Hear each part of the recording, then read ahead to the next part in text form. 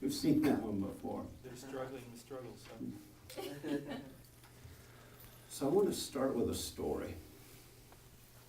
Many, many years ago, there was a Chinese emperor, and he had grown wise in his old age, and he recognized that he needed a successor, and he had no children. So he decided to call all the children in the kingdom to come to the palace. And there he announced that he was going to choose one of these children to be the future emperor. And the way he did that was he gave each child, and I suspect each boy child, although I don't know the story that well. I've seen it many times, but I've never seen whether it was, I assume, boys, because they never say to be empress. But he gave each boy a seed. And he said, take this seed home, nurture it, care for it. And 1 year from today, return to the kingdom, to the castle, when I will judge the best plant and make that boy my heir and the future emperor of China. So of course, in a few weeks, most of the plots were beginning to show some sign of green. But one young boy named Ling, nothing happened in his plant. His mother had given him the best soil that they could find, and he had a nice pot, and he watered it every day. And all the other pots in the kingdom were growing, and some were becoming beautiful flowers, and some were becoming bushes, and some were even becoming trees. And Ling took care of that pot every day. He watered it, made sure it had perfect amount of sun. And all the other boys' plants were growing. And the year passed quickly. And all the other boys were making fun of Ling, and he didn't want to go back to show his barren pot to the emperor. But his mother said, it is what it is. You must live with the consequences. You must go. So all the boys took their pots back to the king, the emperor, and he spent several hours reviewing all the plants. And some were bushes, and some were just gorgeous shrubs with flowers, and it was quite impressive. And after he was done reviewing all the plants, he said, clearly, some of you desperately want to be emperor and would do anything to make that happen. But there's one boy here that I want to point out, because he came back to me with nothing. Ling, come here. And Ling was trembling. He was sure the emperor was going to be mad at him. He said, oh no, what's going to happen? But the emperor held up the pot for all to see, and all the children laughed at poor Ling. Then the emperor continued, a year ago, I gave each of you a seed. I told you to go away, plant the seed, and return with your plant. What you didn't know is the seeds I gave you had been boiled for so long they were not viable. And yet every one of you had a plant. The only child who came in with honesty, with integrity, is Ling, and he shall be the future emperor. So what does that tell us about integrity, honesty, facing the consequences, no matter what? Well, that might lead us into today's talk, which is titled, Our Highest Values. And the topic and value for the month is integrity. Be truthful in facts and motives. This outline was submitted by Reverend Eunice Chalfant, Senior Minister at CSL in Palm Springs. And she includes a quote in her part for the book of the month for The Inward Journey by Dr. Howard Thurman, which is a very good quote. I like it. But Dr. Holmes tells us when we understand the law, we learn to consciously embody what we wish and think of this only. And then we are drawn silently toward it. Every day, every moment, every second, there is choice. We have the right to choose what we wish to experience. Therefore, we can choose to live from our highest values. We can choose to be in integrity, our own integrity, with love, truth, goodness, and through that live a life of service. That's end quote. But I'm going to continue with a few quotes from Dr. Holmes in Science of Mind. Page 608 on the Science of Mind text.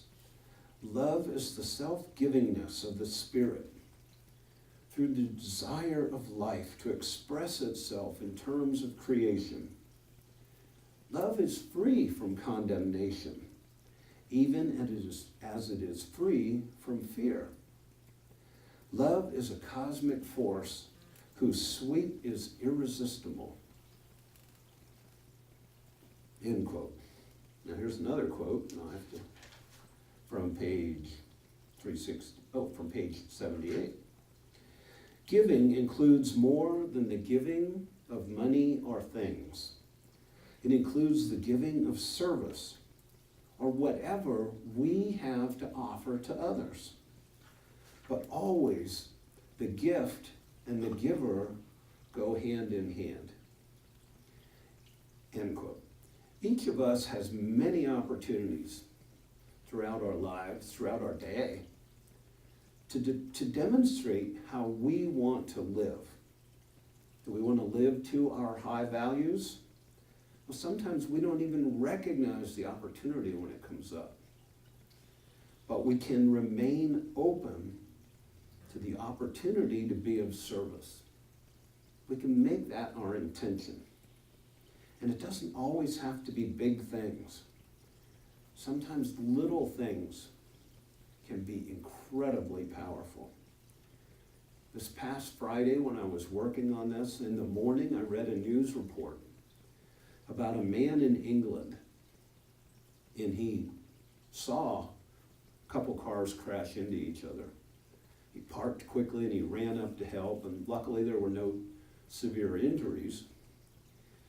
But he began talking to one of the men and found out the man was near tears. He was on his way to see his mother, who was not expected to live through the day.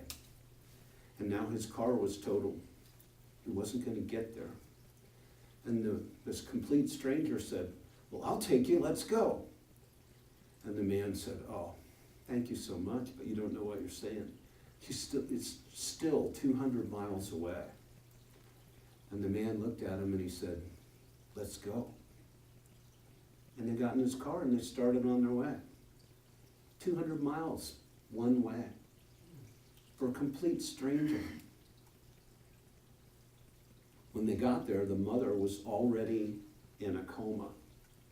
But the man got to hold her hand and tell her how much she meant to him, how much he loved her, how much she had meant to who he was.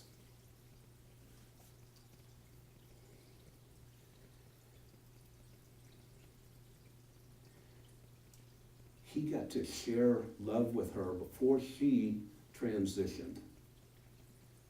The man who drove him there was right there with him. And he said, "Well, I'm glad I could help. It's no big deal." Well, it is a big deal. It's a very big deal. Going that far out of your way, a 400-mile round trip for a complete stranger, that's a big deal. It speaks volumes about what was in that man's heart. He had love for a complete stranger. He had love for a mom who who was going to transition that day. Speaks about the love for his own mother, that he knew what that meant. And even more importantly, it shows how much that man had love for himself. Why do I say that? You have to have love, compassion for yourself, or you can't give it away. If you don't have love in your heart, you can't give love.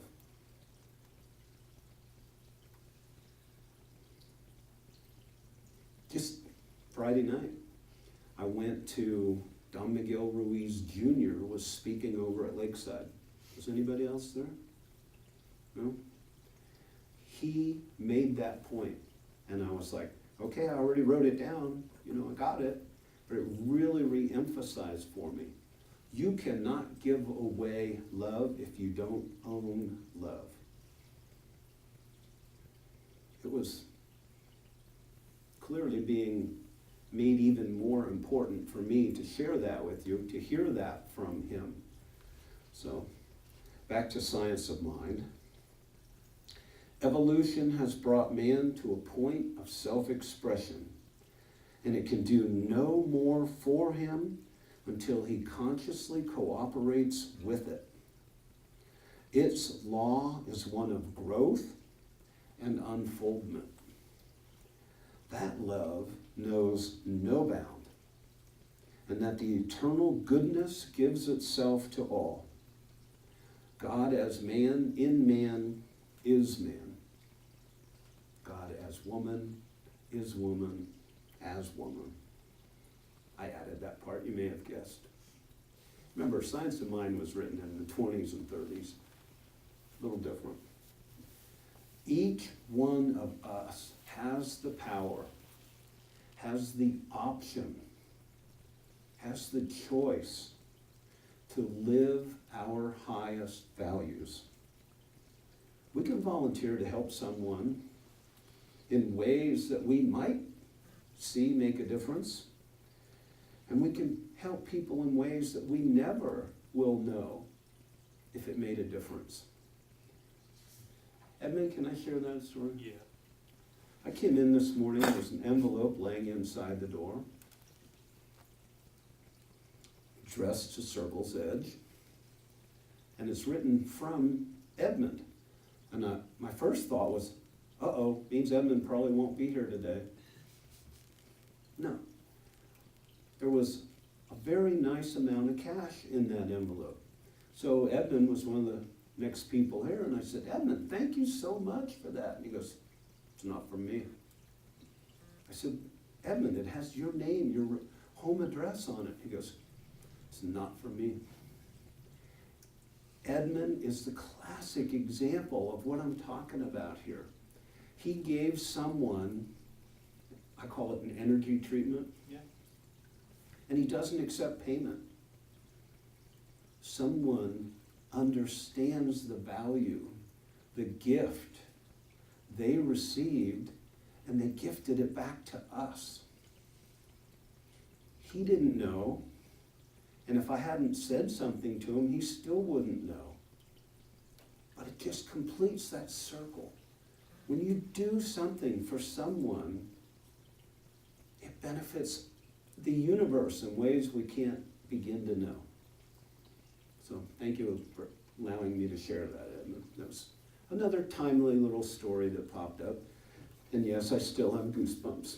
In fact, they're getting bigger thinking about it. Okay. So, values are principles, ideals, standards, qualities that inform us and shape the way we live our lives. They shape our intentions, our desires, the decisions we make. But values are not dependent on anything in the external realm. Values are first cause. In our circle, first cause, top level. A blogger, So Young Kong, in the Huffington Post, says, and I spoke about this just a few weeks ago, integrity stems from the Latin word integer, which means whole and complete. That's where integrity comes from, whole and complete. So it requires this inner sense of wholeness, consistency of character, which comes from knowing your connection to the divine, that you are one with your creative source. There's only one you. 7.5 billion people on the planet, and there's no one like you, each and every one of you. You bring that unique aspect of spirit to everything you do, regardless of the circumstance. That's how spirit expresses itself, through you. Now, we're always at choice to either align with our core values, our highest values, and consciously or unconsciously allow them to shape our perceptions, decisions, actions. But first, we must identify, align with our own highest core values. So what are your highest values? Really, what are your highest values? Do you have something in mind of what is your highest value? How do your real, true friends align with your own sense of value? What would your closest friends say about your highest values? What would your enemies say about your highest values? That's a trick question. I know nobody in here has enemies. Once we've identified our highest values, we must then commit to keeping our eyes focused on those values. We allow those values to inform our choices, our actions, our intentions. Because commitment is a moment-to-moment choice. Sometimes it's not easily kept. Commitment unleashes an energy, vigor, vitality that keeps one going in the face of opposition. Clearly, love is one of the highest values and inspires giving to others. I love to quote from Thurman, who's the book of the month, says that love bypasses all your hate and all your indifference and gets through to you at your center. You're powerless to do anything about it if you allow the love to do that, to take that place. In today's polarized and tribal mentality, love will see us through and bring around peace and unity. As divided as some things are, that's the only solution that's going to work. Now, I gave you a few little examples, but I want to give you some more visible examples of people living with high character, high values. Did anyone see the celebration of life services for either Senator John McCain or Aretha Franklin? Yeah. Two very different characters in our culture, but both lived complete lives of high value. Both overcome great suffering in their early years of life, but both chose to keep their vision and focus on making a difference in the world, being examples of loving service. Aretha was a civil rights activist, supported Martin Luther King Jr., not simply with her words, but with her music and financial giving, she performed concerts to benefit civil rights actions. A lot of people don't know that. Senator John McCain remained in his personal integrity, true to his convictions, even when he took on the President of the United States and his fellow Republicans. Didn't sway him. He still did what he thought was right. Did you know that when he was being held captive, prisoner of war in North Vietnam, he was offered an early release allegedly because of his medical conditions? He declined. He was an officer in the Navy, and he said, "I'm not going home without my sailors." He remained a prisoner of war in horrible conditions by choice. Then later in his life, he demonstrated compassion, forgiveness, love, reconciliation. He worked extremely hard to normalize relations with North Vietnam. To me, as a military person, John McCain remains a beautiful example of one living their highest values. And through living your high values, you make a difference. Both John McCain and Aretha Franklin demonstrated love for all people in their fight for fair treatment for immigrants, people of lower education, low financial means. To me, beautiful, past role models. And it's not just people our age that can do this. The young generation that's come in already and those still coming are incredible. And I'll give you an example. Consider Malala Yousafzai. She was 17 years old when she was awarded the 2014 Nobel Peace Prize for advocating the right for women to receive an education in Pakistan. She was on a school bus when the Taliban stopped it. One man with a rifle got on the bus and he said, "Who is Malala?" And she stood up and said, "I am Malala." And he shot her in the head. She survived. That was tough alone to survive. Then she recovered. And she didn't go into hiding. She demonstrated courage, commitment, then and still does today, traveling the world to speak about the value of education. That was 5 years ago, so she's 22 years old now, living a life of high values. I found some really good stuff I want to at least share summaries with you. It's from a website called blissfulmind.com. Anybody know it? No? blissfulmind.com.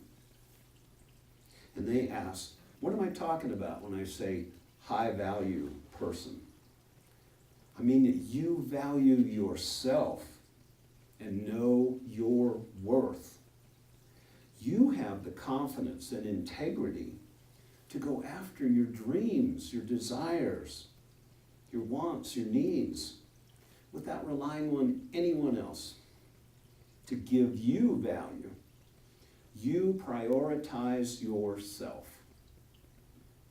Once you embrace that mentality, you will start to see results. You will feel in control of your life. Sometimes you'll have friends, business associates, who will tell you everything negative about what you're trying to do. That won't make a difference to you. You know where your strength comes from. You're not distracted. You take yourself seriously because you know your value. Don't put your priorities aside for anyone else. And there's a famous quote that says, "Don't make someone a priority when they only see you as an option." Don't make someone a priority when they see you as an option. That could straighten out a few relationship issues. That's solid advice. Yes, you should do things for other people, expecting nothing in return. But you have to have your own priorities, responsibilities, and don't put them aside for someone else's benefit. Now, it's slightly contradictory, but you know there's a fine line there. There's a balance. A high-value person has goals, aspirations, that they will work towards without letting anyone or anything get in the way. Just got to download. There's a TV commercial on right now. Shows a grandfather drooling over the car he wants to buy. And I think it's for a savings firm or an investment firm or something. I don't even remember. But Grandpa lets everybody in his family know he is saving to buy his dream car. And then his granddaughter turns 16. And he buys her a nice economy little car. And he hands her the keys and she said, "Grandpa, what about your dream car?" He said, "My dream changed." And he gave her the keys. That was not part of the written part, but I just got that flashback, so I shared that with you. Unapologetically be you. Nobody else can be you. Gotta be your self-awareness. You are your most important asset. Know what your standards are and live them. Get really clear on your values. Think about the types and activities, the types of people and activities you want to fill your life with. You took a great first step this morning. Share your life with people like you, people who have high values, people who know spiritual life living. Then, what if you think, well, maybe I'm not a high-value person? And I'm going to quote this from this Mind Browse or whatever it is. What if you're not a high-value person? Well, shit, I'm not a high-value person after all. Well, guess what? We all forget to value ourselves, sometimes for a little while, sometimes for way too long. But, now I've added this. Here's something really important to remember. No matter how far down a path you've gone, you can always turn around and go back. We have free will. We can start over. No matter who we've been, we know what we can become. So, I'll skip the rest of this. As usual, I just get carried away when I'm preparing these talks. Here's my final affirmation. I choose to live according to my highest values. I begin and end with love, unconditionally. My integrity exists because of my connection with Source. Spirit is my core. And so it is. cue the video. Okay, I think I will.